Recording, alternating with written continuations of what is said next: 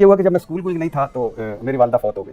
तो हम 3 बहन भाई थे, मैं सबसे बड़ा था और मेरी बहन खाला की तरफ खाला ले गई, मेरी भाई जो था उसको नानी ले गई और मैं दादकों पे यानी चाचा वाले साहब के पास, चाचा के पास।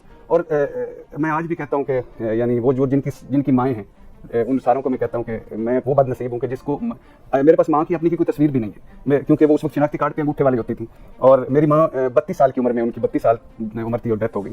तो वो बहुत बड़ा एक धचका था और बहुत बड़ा एक इमोशनल शायद यानी एक अजीब सा था। और आज भी मैं समटाइम जब माँ का आता है तो आई मिस माई माँ। तो वालदा फौत हो गई और उसके बाद कोई 2-4 साल बाद जैसे वाले साहब ने दूसरी शादी कर ली और अभी मैं अपनी दूसरी माँ की खिदमत करता हूँ, लेकिन मेरी वो माँ वैसे ही निकली जैसी सौतेली माँ होती है। तो बड़े सर पंजाब की सौतेली माँ होती है। तो बहुत जुल्म, बहुत धक्के, बहुत फाके।